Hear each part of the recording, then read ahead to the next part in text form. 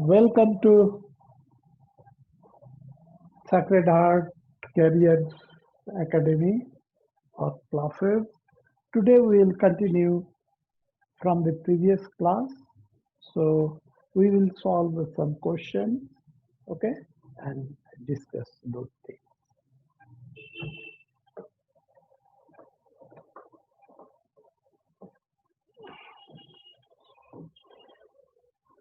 Let us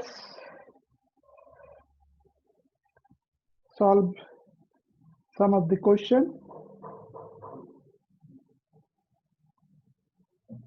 Here the question is,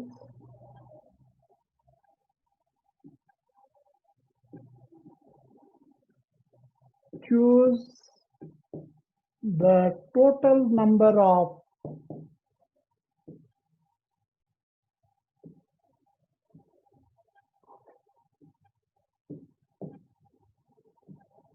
correct statements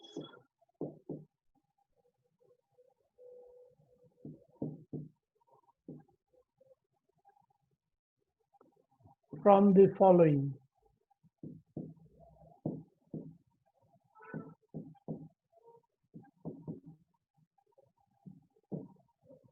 Our statements are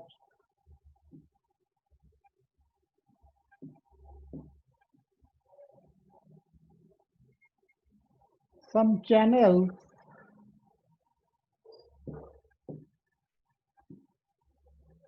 are always channels in membrane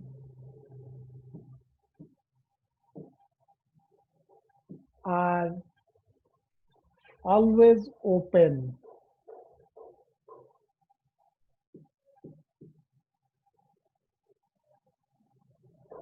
Number 2, porine allow passage of molecules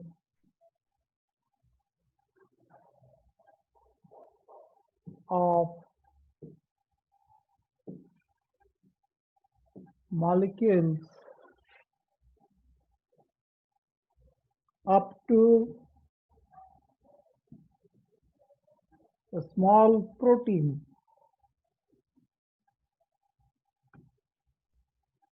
Number 3,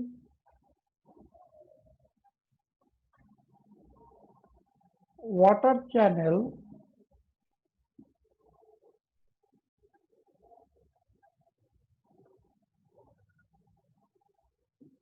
is made of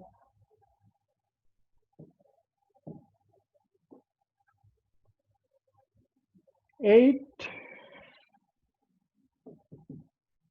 different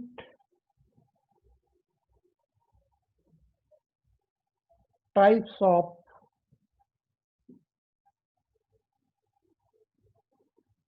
aquaporine.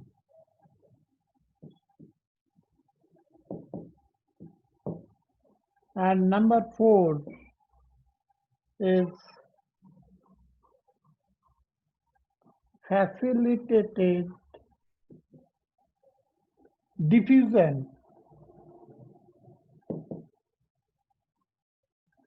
is spatial.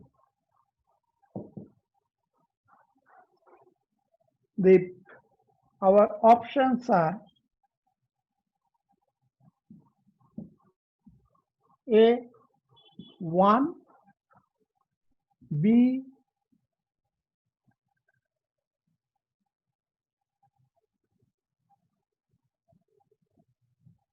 3, C,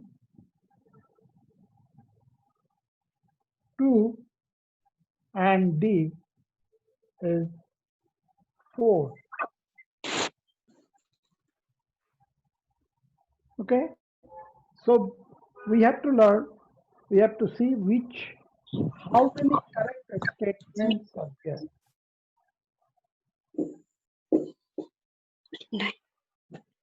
Yes, do you have any confusion?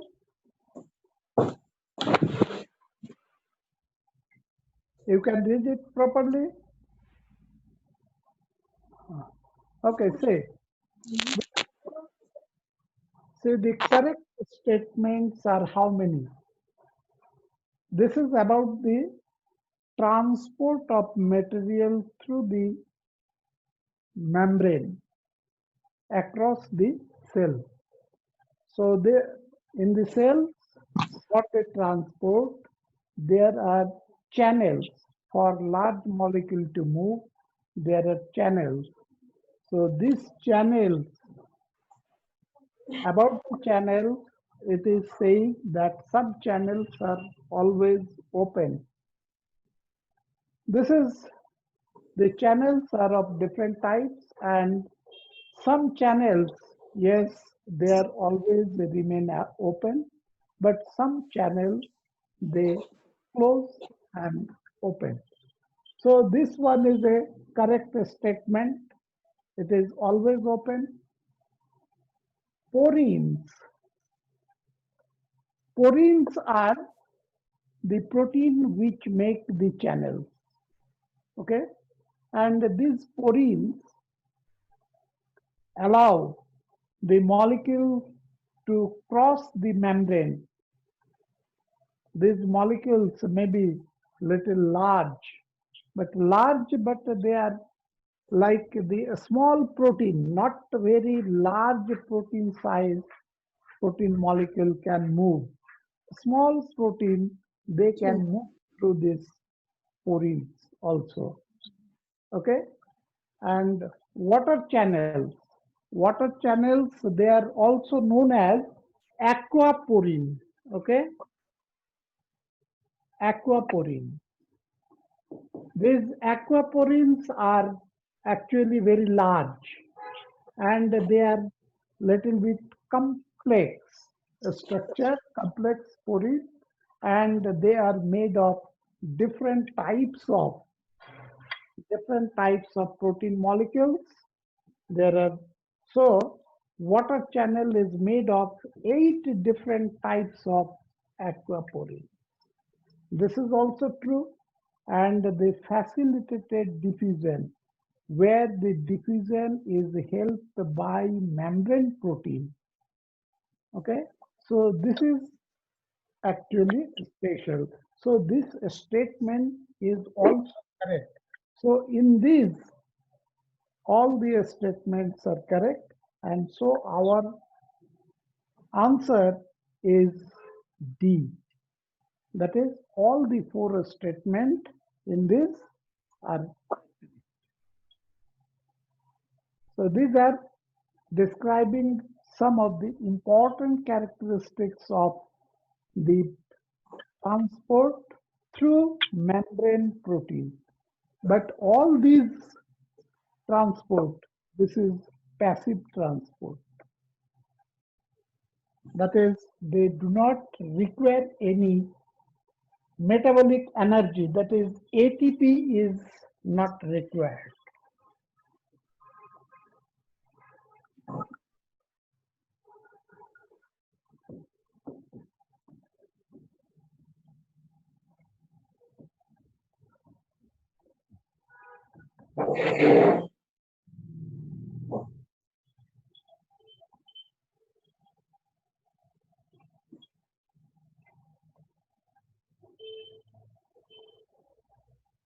Now we will see a question that where we have to see how many statements are false. So it is just opposite to the first one that we have discussed. Here we have some of the statements and we have to see that how many are false. Here we'll find out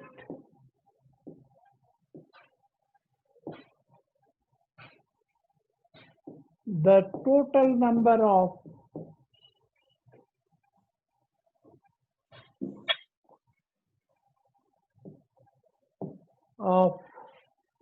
false statement.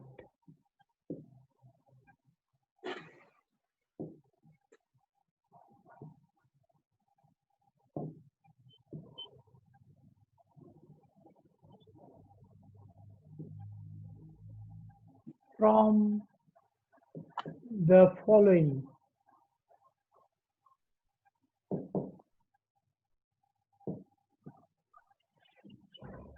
The statement number 1 is A. The diffusion rate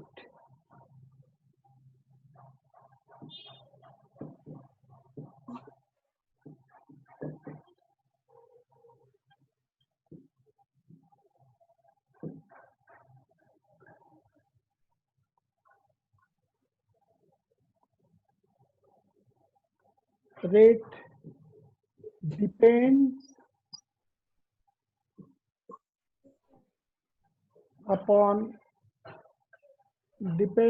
on the size of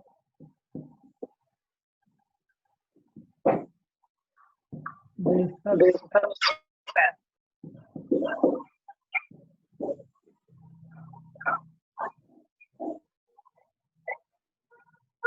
Diffusion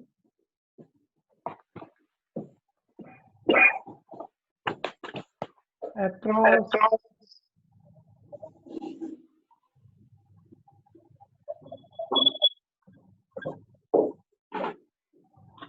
membrane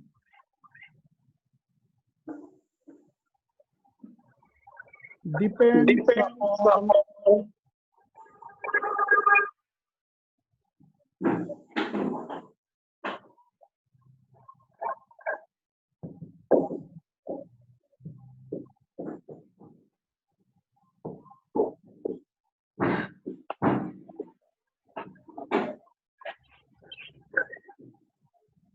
C.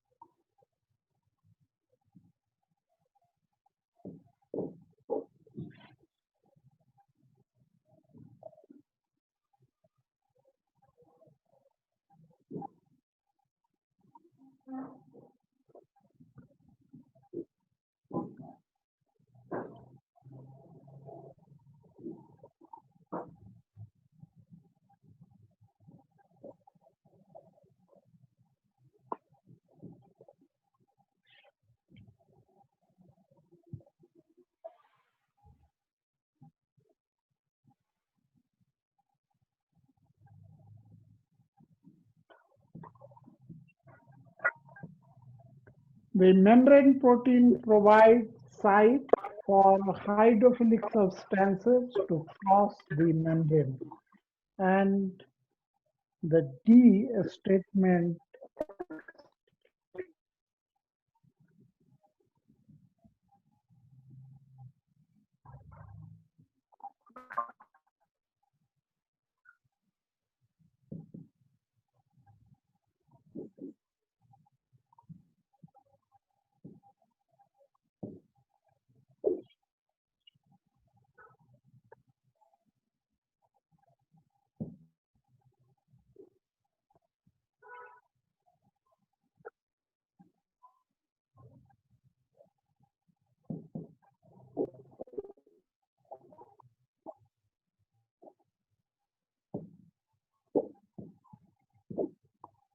the facilitated diffusion does not require concentration gradient. Okay, now the options are: number 1 is for 1, number 2, second option is 3, third option is 2, and option number 4 is 4. Okay, so here is again about the transportation of substances to the membrane. We have to find out how many are false The diffusion rate depends on the size of the substances. The diffusion rate of diffusion depends on several factors. The one thing is that is the size of the substance, the temperature, the concentration gradient, and the density. Okay, so all these factors are responsible for the diffusion rate. So here, the size of the substance, naturally, that if the small size molecules having lesser densities and lesser weight, so they will move faster than the large molecules. So it is the size of the substance. Then diffusion occur across the membrane depends upon solubility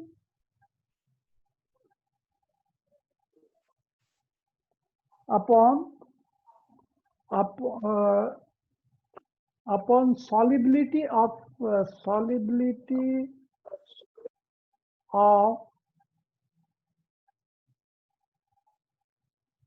depend upon its, okay, you can add its solubility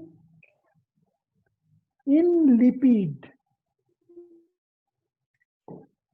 Okay, please correct this thing. Little depends upon its solubility in lipid.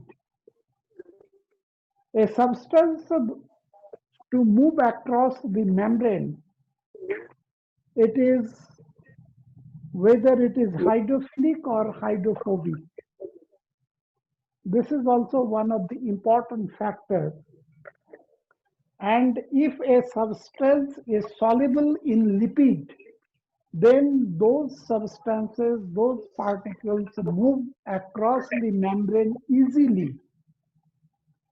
And those which are not soluble in lipid, they cannot move through the membrane. They find difficulty to move through the membrane. This is because the plasma membrane is made of lipid. The main component of the plasma membrane is the lipid. So the lipid soluble substances move through the membrane faster and easier way. So, and those which are not lipid soluble, they find it difficulties.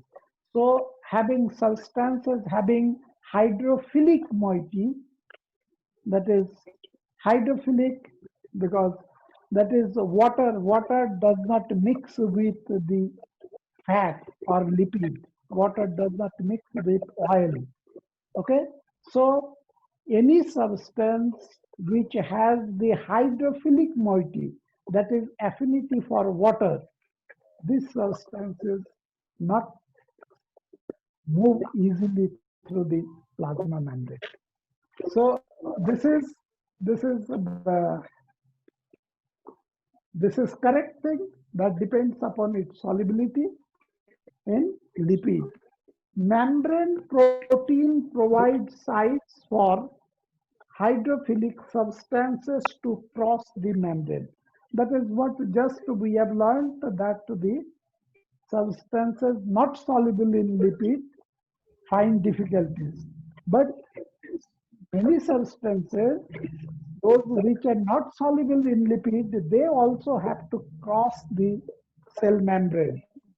Okay, they have to come out or they have to go inside the cell. So in those cases, those which are insoluble in lipid or having hydrophilic fraction, they are helped by the membrane protein. Okay, membrane protein. Some in the membrane there are protein. This is the membrane protein. They also forms the porins. Okay, these membrane protein help the hydrophilic substances to move across the membrane. This is also true. This is true. This is true. Now let us see the facilitated diffusion. does not require concentration gradient.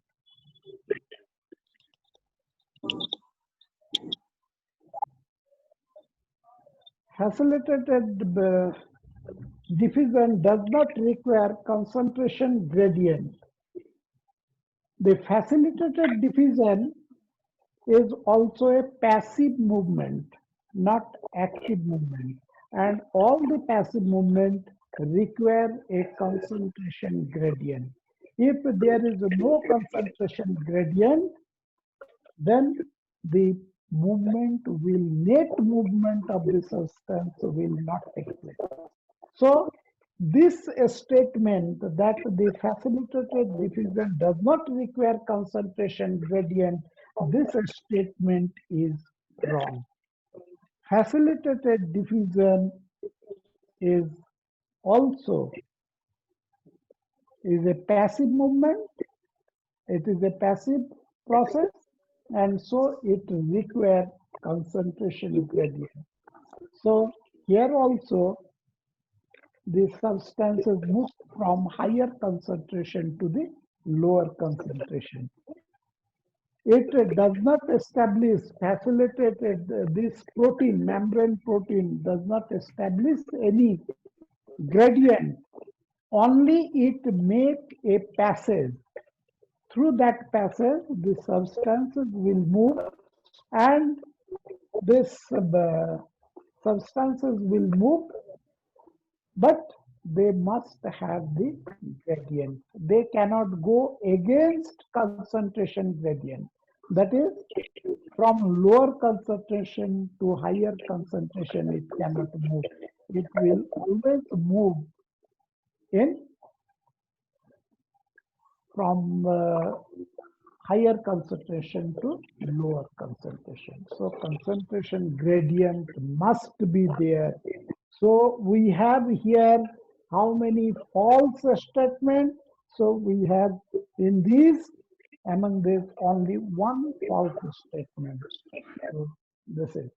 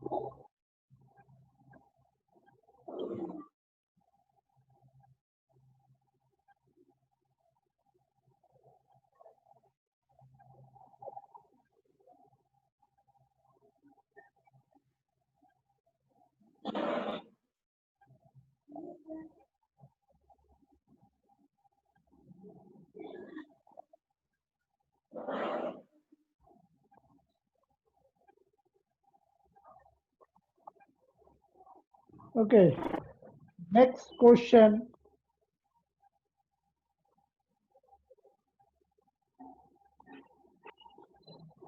If a cell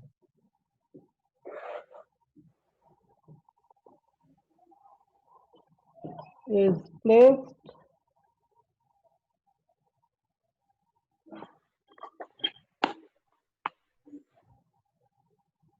oh sorry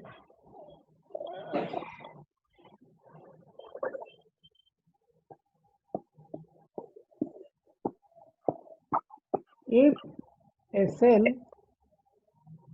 is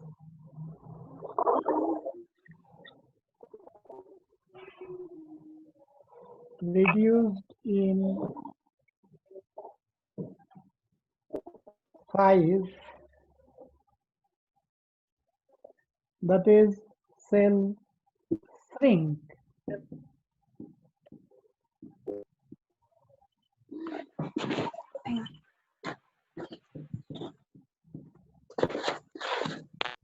on placing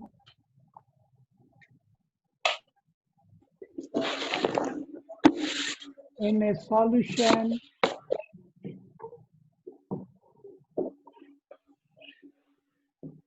of sugar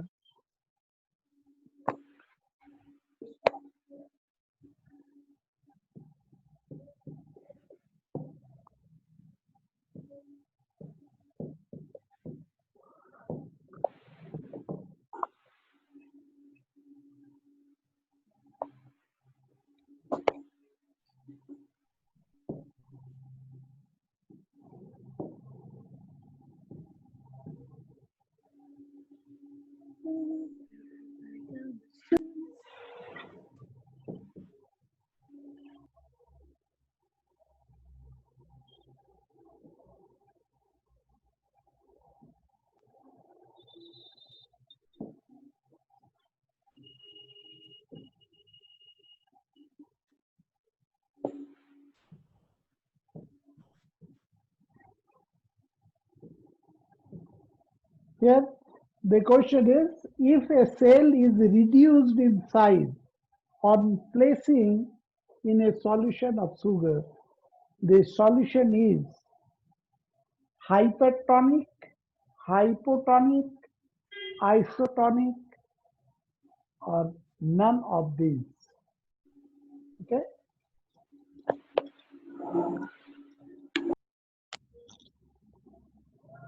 Now the cell is placed in a solution and the size, volume is reduced.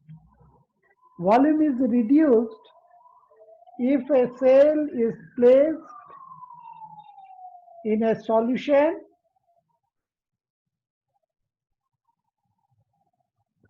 and its size reduced. Size reduced means water moves out. Water from the cell moves out, then the cell volume is reduced. So the cell shrinks. And this thing happens by the process what we call exosmosis. That is, through the process of osmosis, water from the cell moving out. Okay, exosmosis. Now we have to understand that in which condition water will move out of the cell. The water, by the process of osmosis, water moves from a solution of lower concentration to the solution of higher concentration. Water moves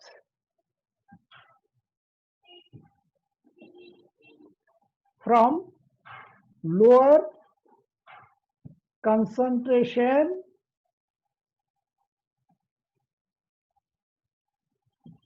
to higher concentration.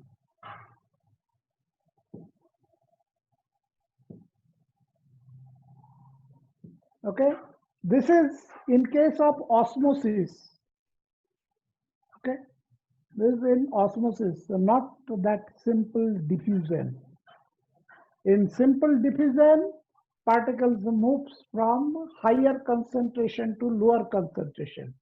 But in case of osmosis, the solvent particle, solvent molecule move from the lower concentration of the solution, lower concentration of solution to a higher concentration of solution.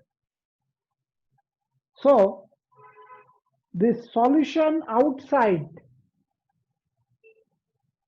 in this, the solution outside of the cell must be higher concentration, and must be higher concentration. So water from the cell is moving towards this dense solution, and so this process is called exosmosis. And here, that is, this higher concentration we can compare the concentration of two or more solution, okay, based on their concentration. Two solution may be isotonic, may be hypertonic or hypotonic. If we compare the solution A and solution B, B has 40% and A is 20%. Then solution B is hypertonic to solution A, and A is hypotonic, that is the lower concentration. A is hypotonic to B. But if another solution, say C, C also has 40%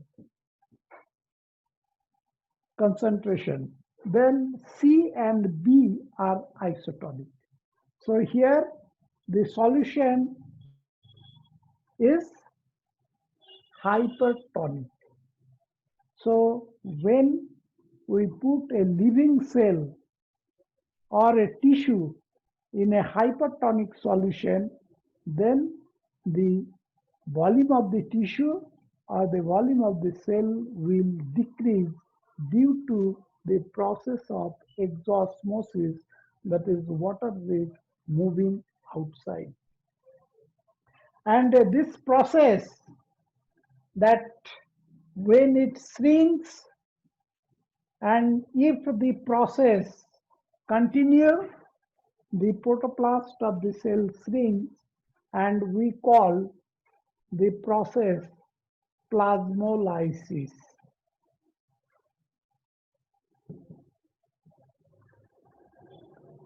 Plasmolysis is the shrinkage of cell protoplast. This is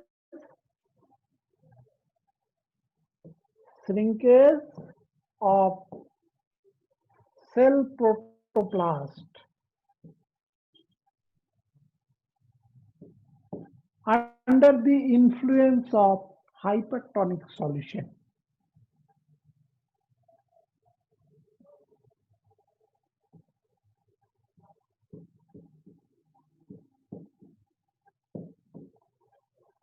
If when the cell undergone plasmolysis, we call this cell is plasmolyzed. Cell is plasmolyzed under the hypertonic solution, and if the plasmolyzed cell is kept in pure water, or if it is kept in a very dilute solution which is hypotonic, then the cell protoplast will absorb water, that is, it will get water by osmosis, and it will regain its normal shape and size. This condition is deplasmolysis.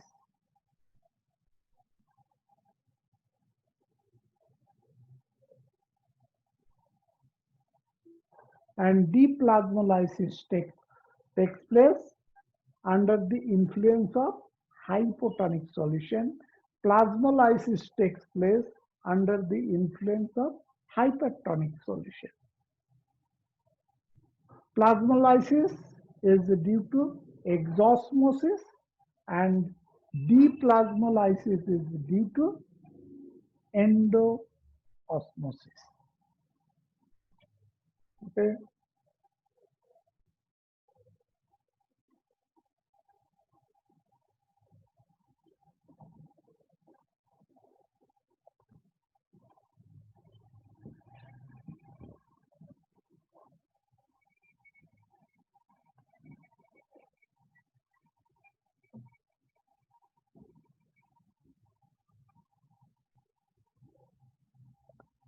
Next question.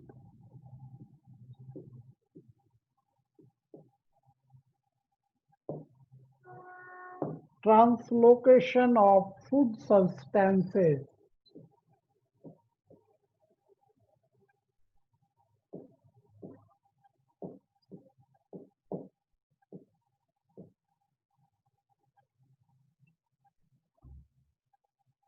over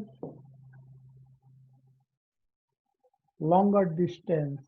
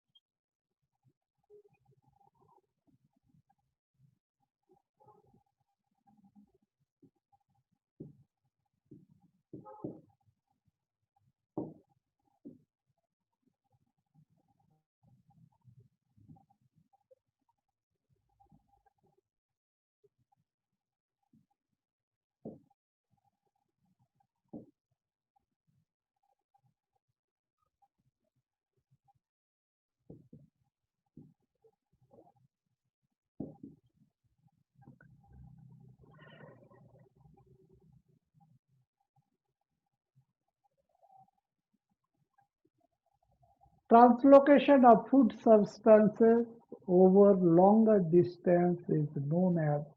Actually, in this question, this the term translocation should not be here. Please make a correction. This question, this is the transport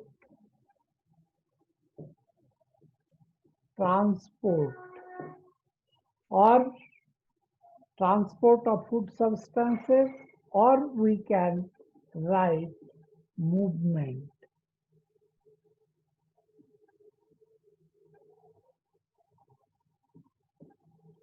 Movement of food substances over a longer distance, or transport of food substances over a longer distance.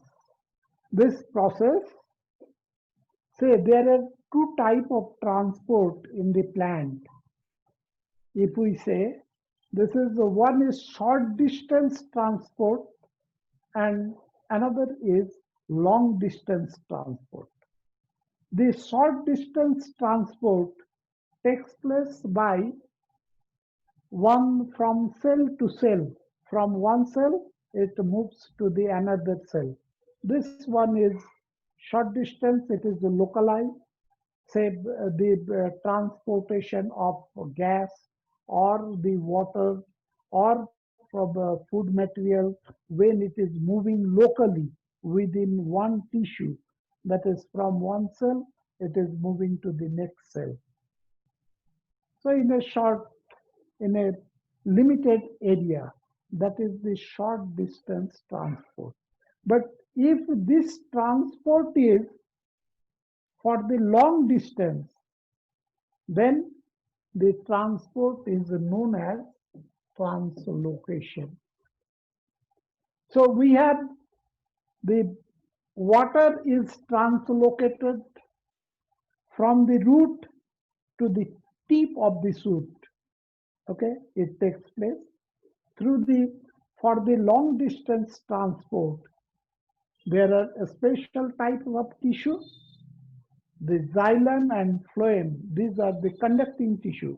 So translocation process or long distance translocation takes place by the vascular tissue or the conducting tissue. Okay.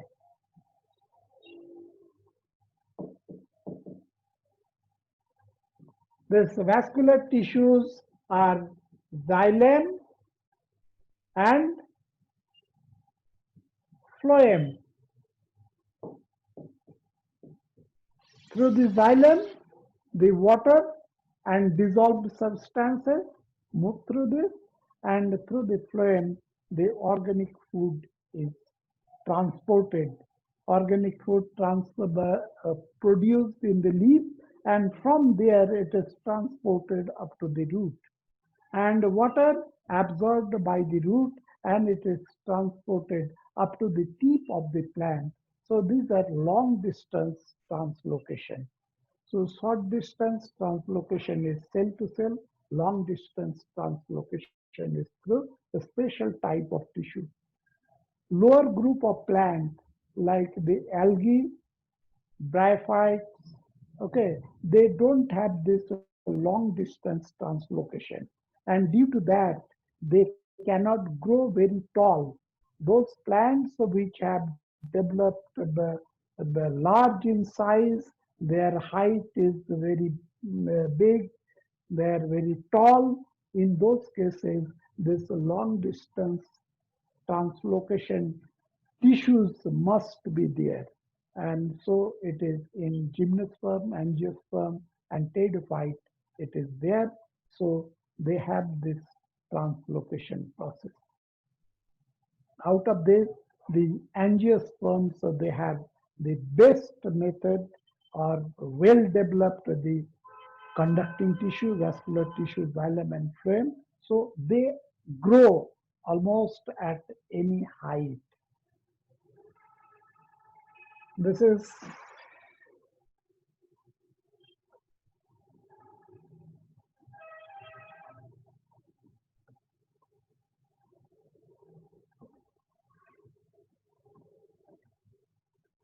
the next question also with the translocation.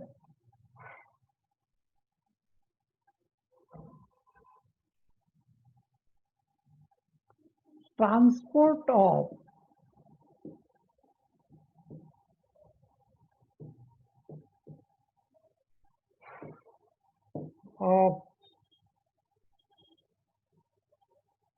which substance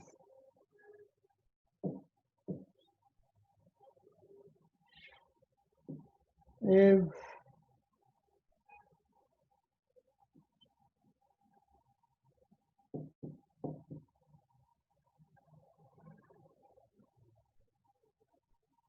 essentially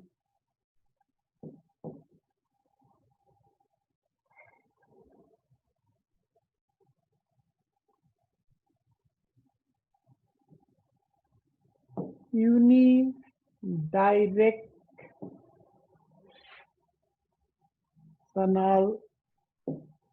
in xylem. Options are water,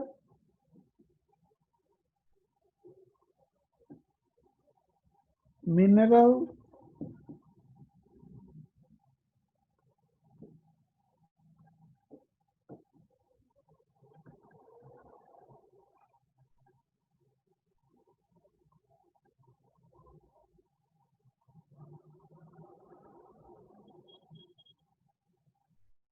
organic,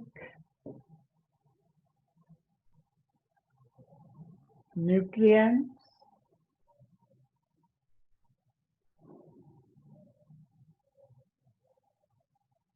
both 1 and 2. Here the question is transport of which substance is essentially, sorry,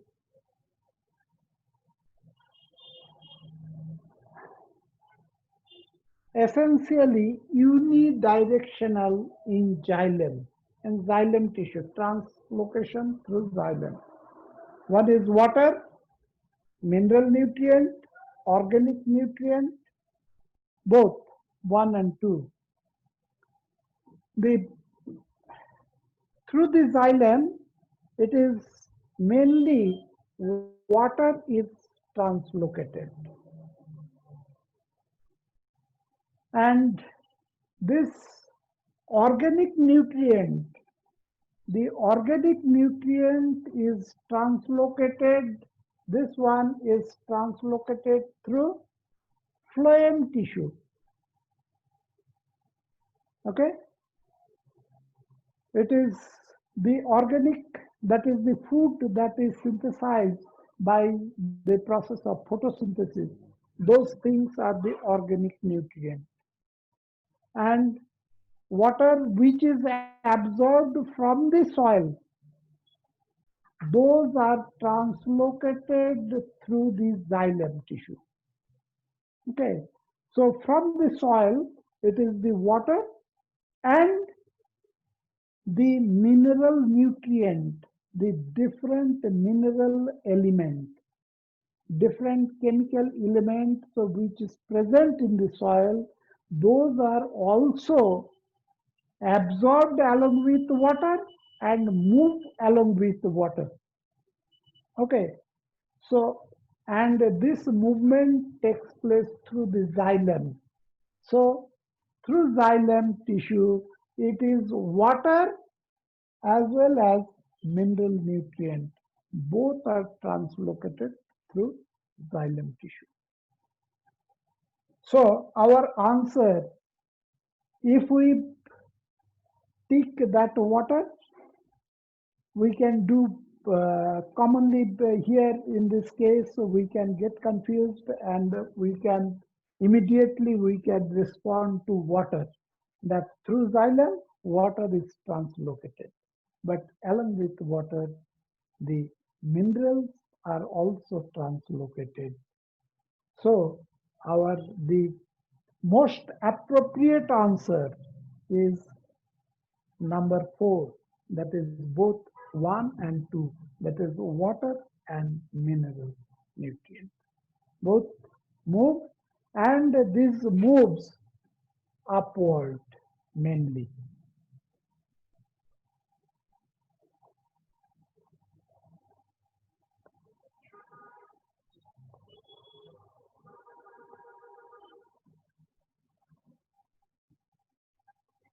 The translocation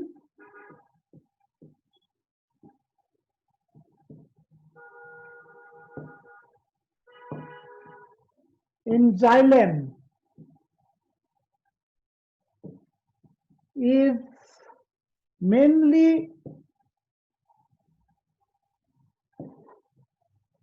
unidirectional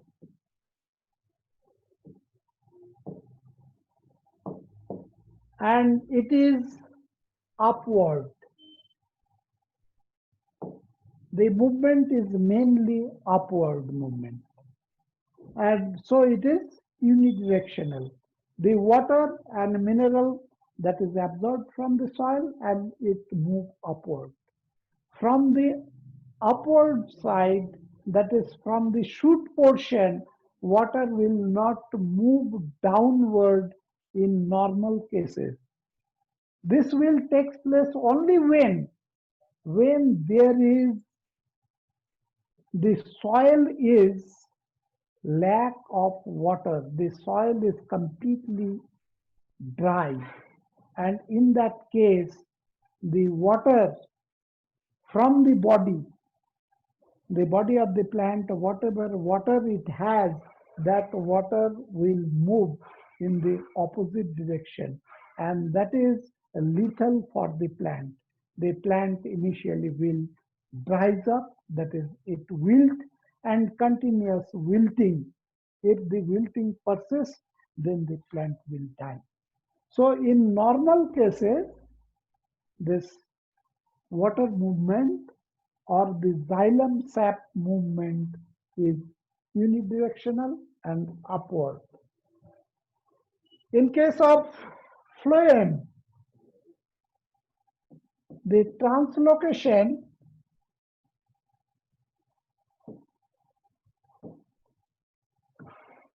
in phloem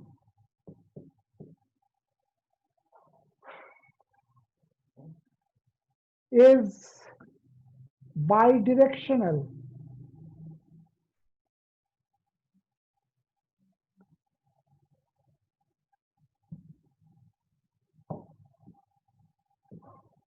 That is, it moves in both the direction.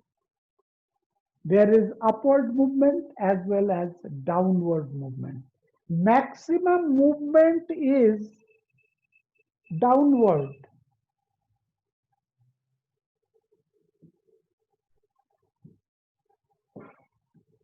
Main movement is downward because through the phloem, the photosynthete, that is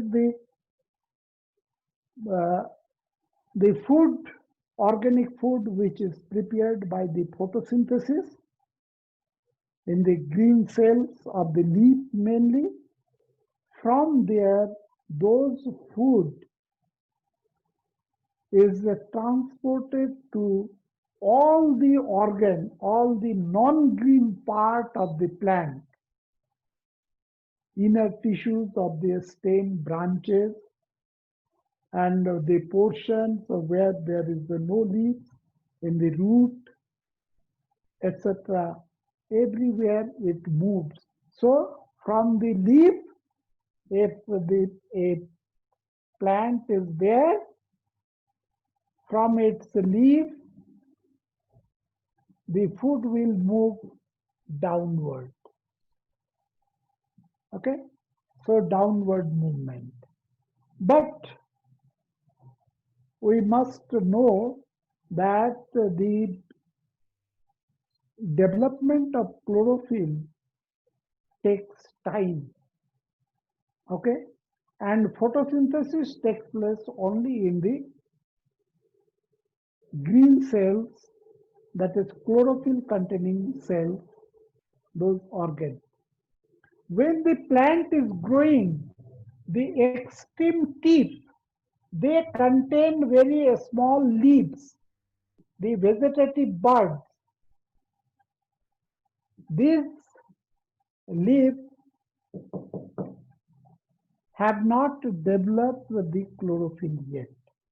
So the extreme tip of the shoot, okay, this shoot cannot synthesize their own food.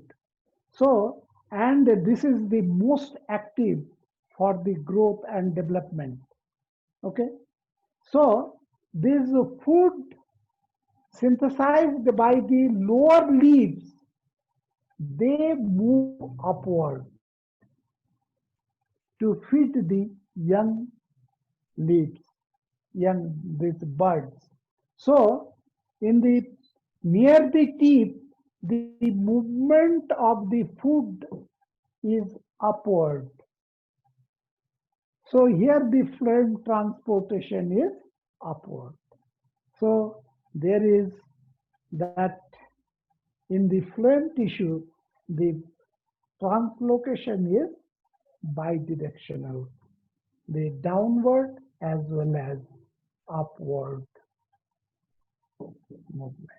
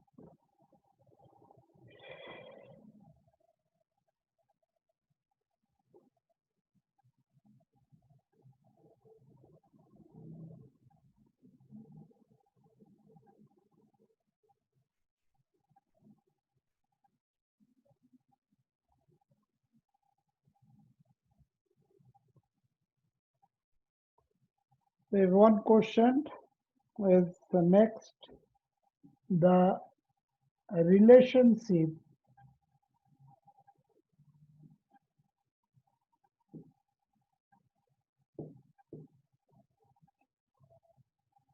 between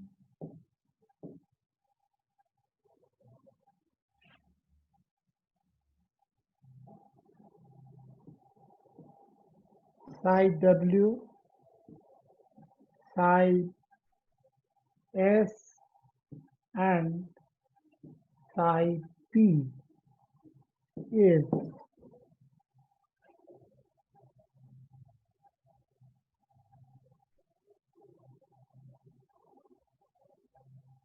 number 1, psi S is equal to psi W plus psi P. Number 2, psi P is equal to psi W plus psi S. Number 3, psi W is equal to psi P plus psi S. And number 4 is all of these. All of these. This one is the this one is the that simple relationship, that is the factor on which the water potential depends. So the water potential depends on the solid potential, and this is the pressure potential. So pressure potential and this relation, this is a formula. So we have to remember that the water potential is mainly influenced by its solid potential and the pressure potential, and it is simply the relationship number 3. Psi W is psi P plus psi S. Solid potential plus pressure potential. Okay.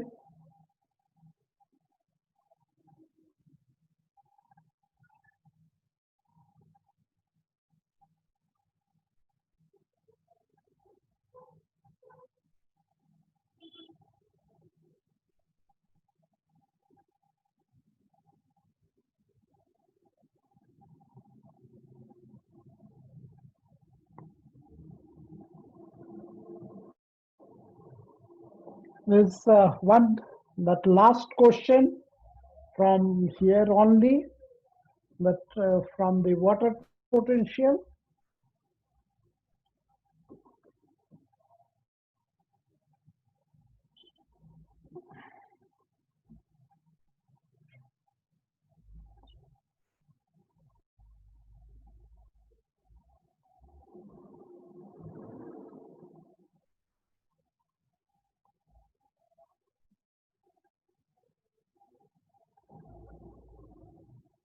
Find the correct expression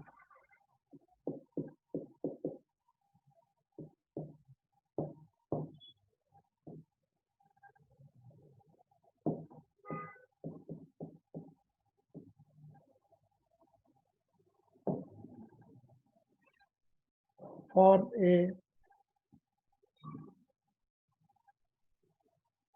fully turgid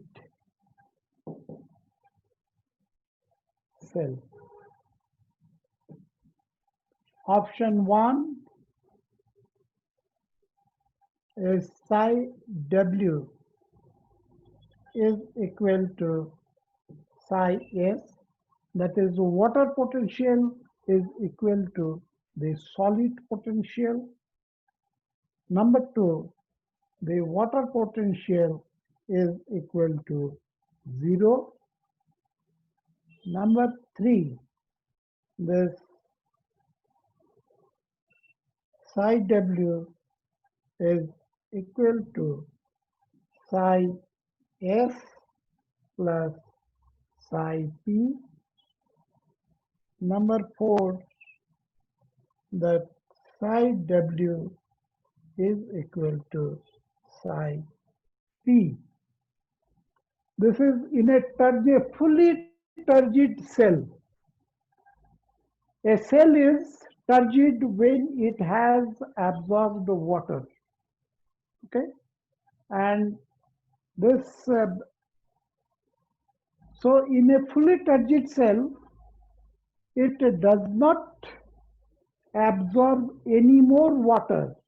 It has absorbed whatever is possible, and after that there is no net movement, because when the cell is turgid, there is that hydrostatic pressure within the cell, and what happens that the increasing volume of the cell press to the cell wall, and the cell wall put a opposite pressure, that is the wall pressure, and that what we call here the pressure potential. Okay, psi P, the pressure potential.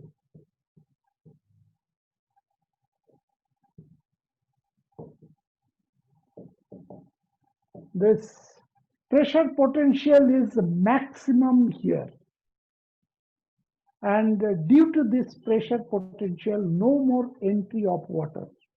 And when there is no more entry of water, it means what?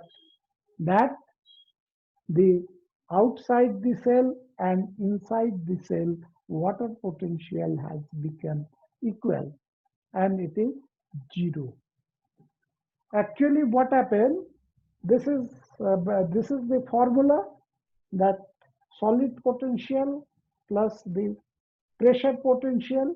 The solid potential is always a negative, and pressure potential is positive. Okay, so this when the cell is absorbing water, the pressure potential keeps on increasing, and it will increase till it becomes equal to the solid potential. But this is in positive, this one is value is in negative. Say the solid potential of the solution inside the cell is minus 10 bar. Okay, and in a fully turgid cell, that pressure potential will be 10 bar. So plus minus, and so this become 0. So value of water potential becomes 0, and that's why there is no net movement of water. So in a fully turgid cell, water potential is 0. In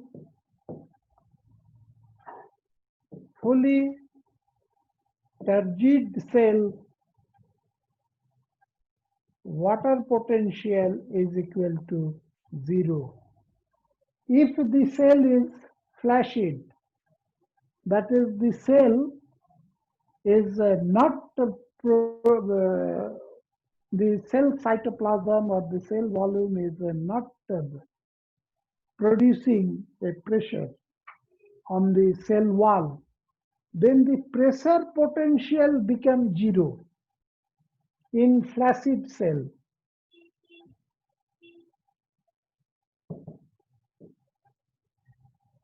In flaccid cell, pressure potential is almost 0.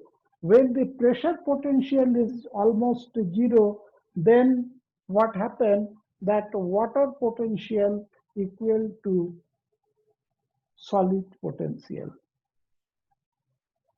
So water potential and the solid potential is equal.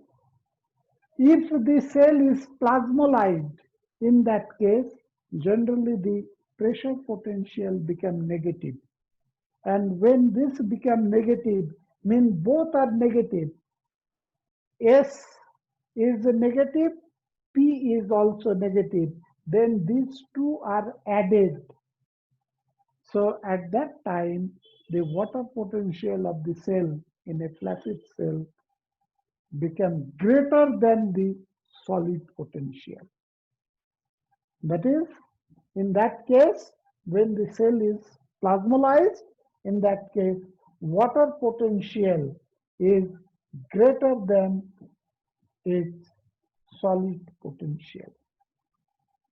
So, water potential is greater than solid potential, water potential is equal to solid potential, water potential equal to 0 in different conditions. So, fully turgid cell,